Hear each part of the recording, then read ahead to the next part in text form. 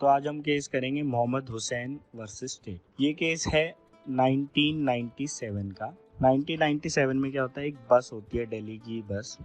तो दिल्ली की बस कहीं मतलब जा रही होती है और वो एक बस स्टॉप पे रुकती है। बस स्टॉप पे रुकती है तो वहाँ पे एक बॉम्ब ब्लास्ट होता है। तो बॉम्ब ब्लास्ट से क्या होता है, 4 लोग मर जाते हैं और 24 लोग इंजर्ड हो जाते हैं। पुलिस इन्वेस्टिगेट करती है। पुलिस की इन्वेस्टिगेशन के बाद क्या होता है, बॉम्ब्स रिकवर होते हैं। बॉम्ब्स के रिकवर के बाद पुलिस उन बॉम्ब्स रिकवर करती है और कुछ लोगों को अरेस्ट करती है, और अरेस्ट करके वो उन पे 302, 307 IPC and section 3 the explosive substance act 1908 के अंडर उनको अरेस्ट कर लेती है, उन पे चार्जेस लगाती है। फिर ये केस जाता है सेशन कोर्ट में। सेशन कोर्ट में क्या होता है कि सेशन कोर्ट उनको कन्विक्ट कर देती है विदाउट ट्रायल, क्योंकि कोई भी पब्लिक प्रोसिक्यूटर या कोई भी लॉयर इसका केस लेने को रेडी नहीं होता।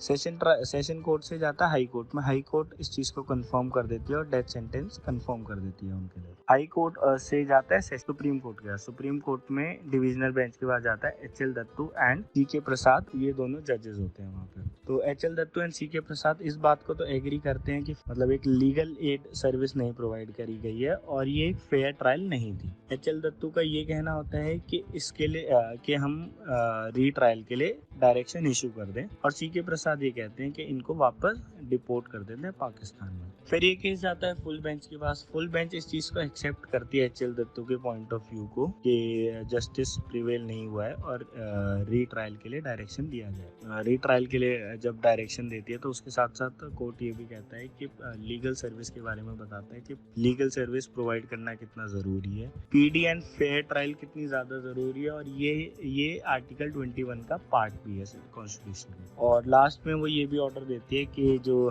डिसीजन है वो 3 मंथ के अंडर आना चाहिए।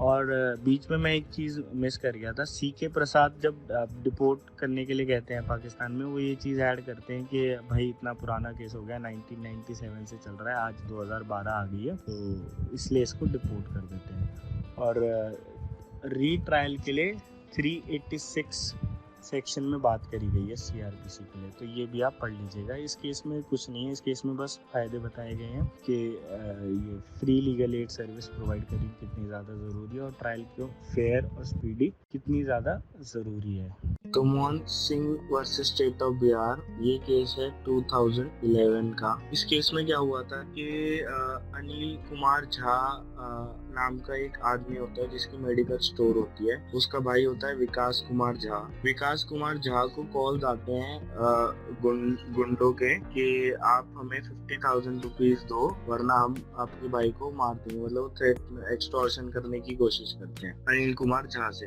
तो विकास कुमार झा को वो कॉल करते हैं 23 जुलाई 2005 को 5 बजे, बट उसका कोई वो रिस्पॉन्स नहीं देता है। फिर एक और कॉल करते हैं 25 जुलाई 2005 को, उसका वो अपने भाई को बताता है कि भाई ऐसे ऐसे कॉल आ रहे हैं जो विकास कुमार झा अनिल कुमार को। तो अनिल कुमार बोलता है ऐसे आते रहते हैं, और वो उसको कुछ उस पर कुछ गौर नहीं फरमाता। फिर 3 तारीख को विकास कुमार झा के पास उनके एक ड्राइवर, उनका ड्राइवर होता है धनई यादव, उसका कॉल आता है कि आपके फादर और आपके बड़े भाई को मार दिया गया है। तो जैसे ही ये सुनता है विकास कुमार झा, वो जाता है हॉस्पिटल में, और हॉस्पिटल में जाके देखता है कि उसके फादर वहाँ पे काफी बुरी हालत में होते हैं, और वो उनको बताते हैं कि उन पर ओपन फायरिंग हुई है लक्ष्मी सिंह और नीरज सिंह के द्वारा। मोहन सिंह वो है जो कॉल कर रहा था कुछ टाइम पहले, 23 तारीख और 25 तारीख। तो उसके फादर बताते हैं कि लक्ष्मी सिंह और नीरज सिंह द्वारा ऐसे ऐसे हुआ, और जिसमें वो ये बताते हैं कि लक्ष्मी सिंह ने फायर करी और नीरज सिंह जो है वो सब लोगों को वहां से मार्केट से भगा रहा। तो ऐसा सुनता है, और फिर जब वो यही सब बातें वो पुलिस को बताता है। ये विकास कुमार झा जब पुलिस को बताता है, वो ये भी बताता है कि लक्ष्मी सिंह जो है उसने पहले भी कॉल करा था और पूछा, वो दुर्गा पूजा पे इनसे पैसे मांगे। तो जाता है सेशन कोर्ट में, सेशन कोर्ट वही सब एविडेंस मांगती है, एविडेंस में प्रूफ हो जाता है, तो इनको गिल्टी साबित कर दिया जाता है, और फिर ये हाई कोर्ट में जाता है, हाई कोर्ट भी इसको साबित कर देती है गिल्टी। लक्ष्मी सिंह को मतलब 4 लोगों को करती है, Lakshmi Singh, Neeraj Singh, Pankaj Singh to commit murder of Anil Jha. चीज रेलेवेंट है वो है चार्जेस की। तो जब वो इन पे चार्जेस लगाती है तो वो उसमें लिखती है कि you are convicted of murder under section 120B and of extortion under 387 IPC। 120B जो है कॉन्स्पिरेसी की बात करता है, सकता है। और मर्डर मर्डर का इन्हें सेक्शन यहाँ पे मेंशन नहीं करा। जब वो सेशन कोर्ट में जाता है तब भी मोहन सिंह कुछ नहीं बोलता, हाई कोर्ट में जाता है तब भी कुछ नहीं बोलता, बट जब सुप्रीम कोर्ट में केस जाता है तो वो इस चीज को मेंशन करता है और बोलता है कि हम पे मर्डर का चार्जेस नहीं लगना चाहिए, क्योंकि चार्जेस में एक चीज मेंशन है सेक्शन 211 में कि आपको अच्छे से क्लियरली बताना है कि कौन कौन से चार्जेस आप पे लगाए गए हैं, क्या क्या उसका मतलब है, और ताकि वो जो कन्विक्टेड पर्सन वो अपने डिफेंस अच्छे से ले पाए। तो सुप्रीम कोर्ट इसमें डिसीजन देती है कि जब इस के ये जो आप पे चार्जेस लगाए गए हैं इसमें क्लियरली बताया गया है कि आप पे मर्डर का चार्ज लगा है। बेशक उसमें सेक्शन मेंशन ना हो, वो गलती से भूल गए हो, बट आपको क्लियरली बताया गया है कि आपके ऊपर मर्डर का चार्ज लगा है, एक्सटॉर्शन का चार्ज लगा है और क्रिमिनल कॉन्स्पिरेसी का चार्ज लगा है। आपको पूरा तो समय दिया गया ये बात पूछने का, आपने पहले इस सवाल को कभी नहीं उठाया पहले। सेकंड चीज, उसमें क्लियरली मेंशन था कि आपने मर्डर किया है। थर्ड चीज, आपकी फेयर ट्रायल हुई है और मतलब इस बारे में सुप्रीम कोर्ट कहती है कि आपकी फेयर ट्रायल हुई है, आपके साथ कोई भी अन्याय नहीं हुआ है। तो इस बेसिस पे वो इसकी बात को खारिज कर देती है कि जो मोहन सिंह ने बोला था कि मुझ पे चार्ज नहीं लगना चाहिए, तो इस बात को खारिज कर देती है और बोलती है कि आपको फेयर ट्रायल दिया गया, पूरा मौका दिया गया और आपने पहले कभी भी इस बात को नहीं उठाया कि आपने मर्डर नहीं किया। और इसमें क्लियरली मेंशन है कि आपके ऊपर मर्डर का चार्ज लगा गया। तो बस यही है। लास्ट में उसमें एविडेंस के बारे में पूछा, वो एविडेंस शायद हमारे लिए रेलेवेंट है इस केस में। सेकंड केस है मेरा जाहिरा हबीबुल्ला, वो है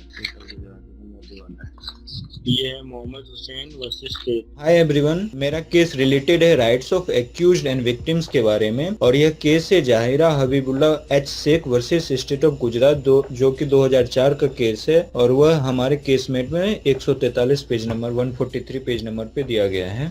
यह case one of the most important case है क्योंकि जब मैं पास्ट ईयर पेपर्स देख रहा था तो लगातार 3 ईयर इससे क्वेश्चंस आए थे। क्वेश्चन इससे इस टाइप से आते हैं कि सुप्रीम कोर्ट का जो वर्डिक्ट होता है वहां से 2 लाइन उठाते हैं और बोलते हैं इसमें डिस्कस। जैसे कि मैं आपको एक क्वेश्चन आपके सामने एक पेश कर रहा हूँ जो 2019 में आया था। In Zahira Habibullah Sheikh and others versus state of Gujarat supreme court of India observed, अब यहाँ से क्या है कोटेशन में दिया हुआ है, each one has an inbuilt right to be dealt with fairly in criminal trial. Denial of a fair trial is as much injustice to the accused as it is to the victim and the society. Concept of fair trial is strangulation discuss. तो ये question था, तो आप इस question को mind में रखिएगा कि यदि किसी को डिनायल होता है फेयर ट्रायल से, उससे 3 लोग इफेक्ट होते हैं, एक एक्यूज्ड होता है, एक विक्टिम होता है और तीसरा सोसाइटी। तो ये तीनों मिलके क्या बनाते हैं, ट्रायंगल बनाते हैं। यदि एक में भी डिस्टर्बेंस हुआ तो other 2 parts will get automatically disturbed. Okay, तो ये तो क्वेश्चन था। तो मैं केस की तरफ आता हूँ। केस तो काफी बड़ा है लेकिन मैं शॉर्ट रखूंगा, जो कि केस के फैक्ट्स वगैरह सब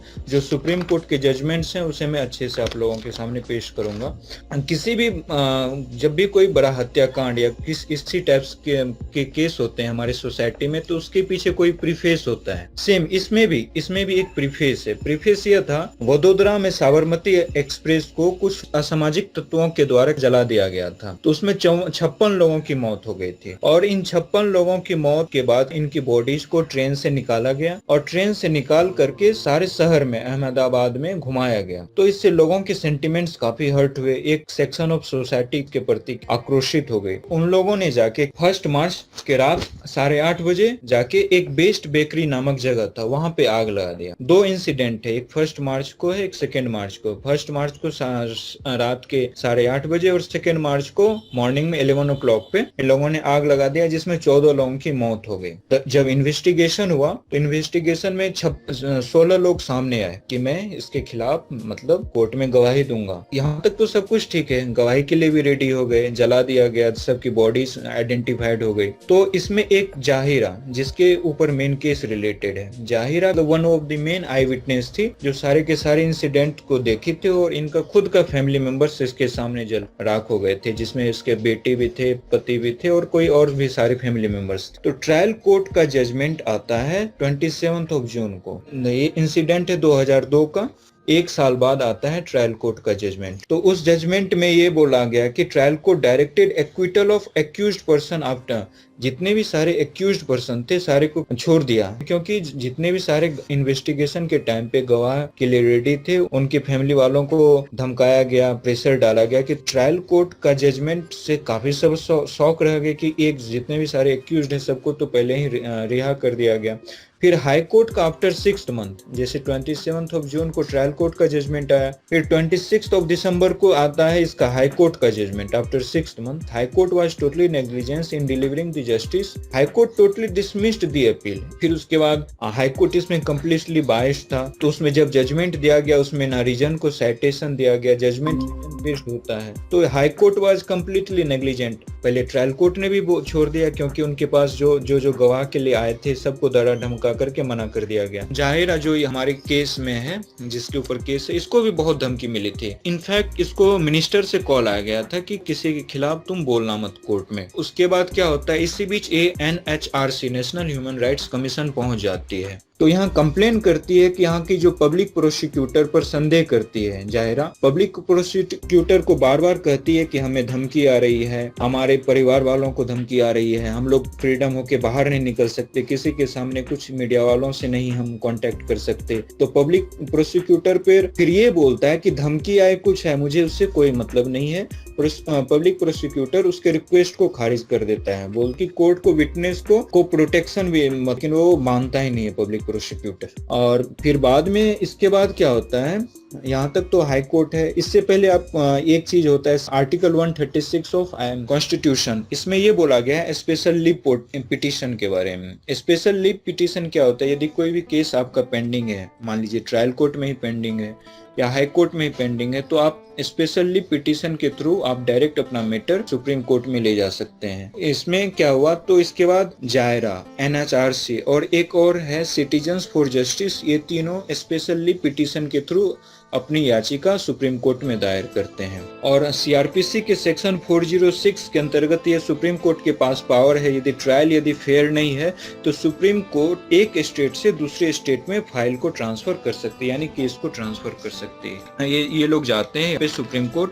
तो वो बोलते हैं क्या कि गुजरात में स्टेट मशीनरी हमारी सपोर्ट नहीं कर रही है, हम लोगों को पॉलिटिशियन से धमकी आ रही है। तो इन सारे सर्कमस्टांसेस को एनालाइज करके सुप्रीम कोर्ट से रिक्वेस्ट करती है कि आप गुजरात से केस महाराष्ट्र को ट्रांसफर कर दीजिए। हमारा जो है गुजरात में हम लोगों को जस्टिस नहीं मिलना तो दूर, हम लोगों की जान को भी खतरा है। पहला रिक्वेस्ट ये था कि गुजरात से केस को महाराष्ट्र ट्रांसफर कर दीजिए। दूसरा रिक्वेस्ट इन लोगों को ये था कि आप फिर से ट्रायल कीजिए, क्योंकि सारे जो हम लोगों के विटनेस थे सारे के सारे को इन लोगों ने धमकी दे दिया को आप फ्रेश ट्रायल कंडक्ट करवाइए। तो क्या होता है, supreme court after pursuing facts of the case observe the following points.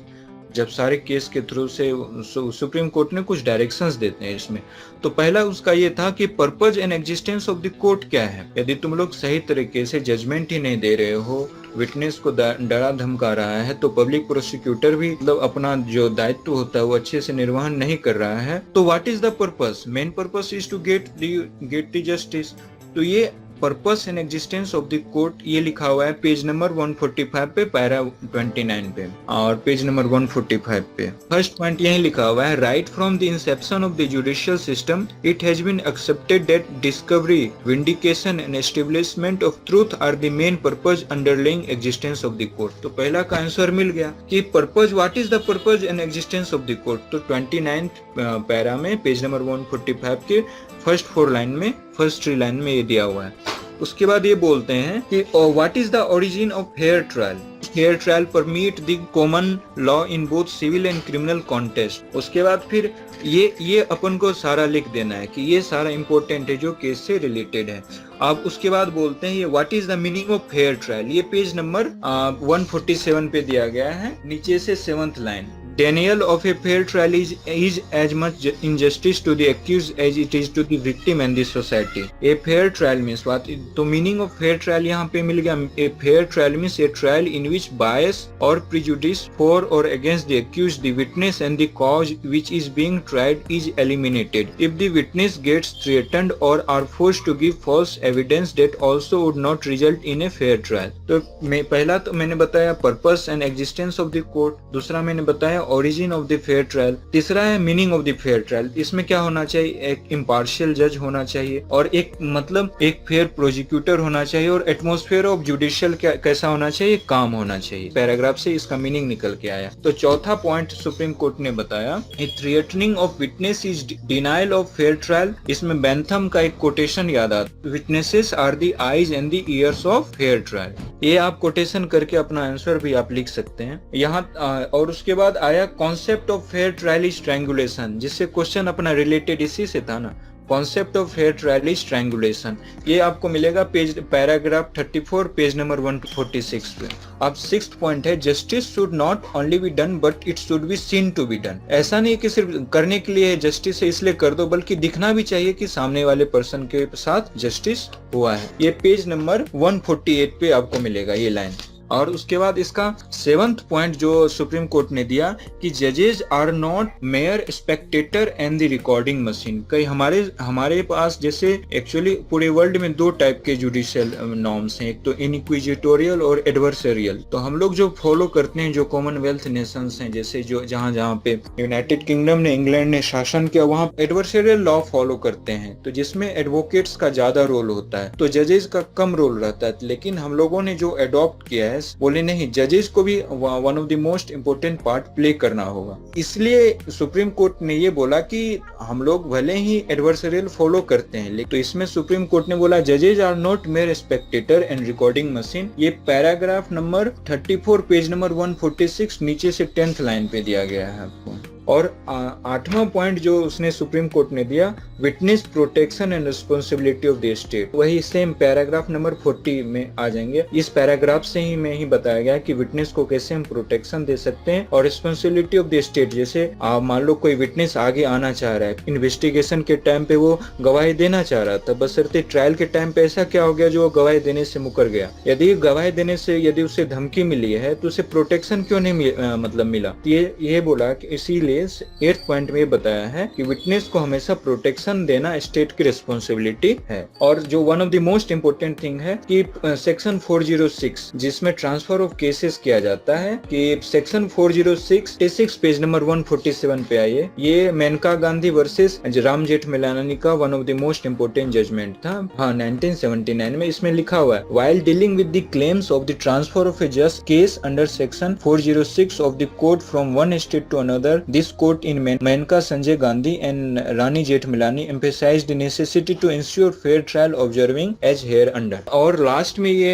10th point पे सुप्रीम कोर्ट ने ये बोला कि decision without a reason by high court was wrong. यानी आप कोई भी डिसीजन दे रहे हो लेकिन उसके पीछे कुछ रीजन साइटेशन नहीं दे रहे हो, इसका मतलब आप अपनी मनमानी कर रहे हो। तो ये सुप्रीम कोर्ट को अपना ऑब्जर्वेशन था। सेम जब one of the most important 11th point है 11th पॉइंट में ये बोला गया, section 311 of CrPC and 165 of Indian evidence act 172 का यूज क्यों नहीं किया गया ढंग से। तो अब ये दोनों सेक्शन क्या कहता है, सीआरपीसी का 311 और 165, तो इसके बारे में एज ए ब्रीफ आइडिया आपको दे देता हूँ। सेक्शन 165 ऑफ एविडेंस एक्ट ये कहता है कि जज में इन ऑर्डर टू डिस्कवर और to obtain proper proof of relevant facts, यदि उसे जज क्या कर सकता है, किसी को ऑर्डर दे सकता है कि रेलिवेंट फैक्ट्स मेरे पास पेश करो। और 311 ऑफ सीआरपीसी ये कहता है power to summon material witness और एग्जामिन पर्सन प्रेजेंट। तो मतलब ये दोनों एक दूसरे के को रिलेटेड, दोनों में बात लगभग बराबर ही किया गया है कि section 165 of evidence act and CrPC का 311 है। इसी सेक्शन से रिलेटेड बात कर रहा हूँ, तो आप एक पेज नंबर 152 पे 47 पैराग्राफ पे आइएगा, ये पूरा इंपोर्टेंट है इसका। The legislative intent in acting section 391 appears to be empowerment of the appellate court to see that injustice is done between the prosecutor and the persons prosecuted, and if the appellate court finds that certain evidence is necessary in order to enable it to give a correct and proper findings। ये दोनों हो गया section. 3 section मैंने बताया अभी तक में, 391, 311 और 165 ऑफ एविडेंस एक्ट। अब मैं कंक्लूड करता हूँ इससे। इतना सुप्रीम कोर्ट का डायरेक्शन था 11 पॉइंट्स तक, मैंने 11 पॉइंट्स बताए, एक बार समराइज कर देता हूँ। फर्स्ट पॉइंट था what is the purpose and existence of the court. Second point ये था कि origin of the fair trial, meaning of fair trial, और तीसरा विटनेस प्रोटेक्शन के बारे में बताया गया था। चौथा विटनेस प्रोटेक्शन के बारे में था। पांचवा ये था कि concept of fair trial is triangulation है, जिसमें फेयर ट्रायंगुलेशन में क्या बताया कि एक तो विक्टिम होता है, एक एक्यूज्ड होता है, तीसरा सोसाइटी होता है। एक को भी यदि इनजस्टिस एक के साथ भी होता है तो दो ऑटोमेटिकली इनजस्टिस के शिकार हो जाते हैं। छठा ये बताया था justice should not be done but it should be seen to done. सातवां ये था जजेस are not mere spectator recording machine. आठवां भी witness protection and responsibility of state दोनों के बारे में बताया गया था। फिर उसके बाद ट्रांसफर ऑफ केसेस, जिसमें मेनका गांधी का केस मैंने साइटेशन दिया। और 10वां decision without reason by high court was wrong. और 11th में सेक्शन सीआरपीसी का था 311 और एविडेंस का 165 था और 391 भी था। ये रहा सारा judgment supreme court what observe. अब कंक्लूजन क्या हुआ जब ये मैटर पहुंचा सुप्रीम कोर्ट में, तो जाहिरा के साथ क्या वास्तव में न्याय मिला कि नहीं मिला, तो वो अब मैं देखूंगा जजमेंट जो जिसे हम कंक्लूड करते हैं। तो following directions were issued by supreme court in this case. तो पहला उन लोगों का रिक्वेस्ट ये था कि गुजरात से ट्रांसफर कर दो महाराष्ट्र में केस, तो वो हो गया था कि transfer of case from Gujarat to Maharashtra under 406 of CrPC it was मतलब directed case was transfer from Gujarat to Maharashtra. के बाद फिर सेकंड रिक्वेस्ट जैसे जाहिरा का था क्या फिर से रिट्रायल करवाओ, तो ये भी एक सुप्रीम कोर्ट एक्सेप्ट कर ली। रिट्रायल एंड री इन्वेस्टिगेशन दोनों चीज हुआ कि रिट्रायल भी हुआ, री इन्वेस्टिगेशन हुआ अंडर सेक्शन 173 सब सेक्शन 8 के बारे में, जिसमें रिपोर्ट सबमिट किया गया था सुप्रीम कोर्ट। तीसरा था direction state of Gujarat for the protection of witness. ये भी था विटनेस को कोई प्रोटेक्शन नहीं, मंत्री से धमकी जा रही है। जो इन्वेस्टिगेशन के टाइम पे 1600 सामने आ रहे थे कि मैं इसके खिलाफ गवाही दूंगा, 16 के 16 मुकर गए। इनफैक्ट जाहिरा भी मुकर गई क्योंकि उसको अपनी फैमिली प्यारी थी, खुद की जान प्यारी, तो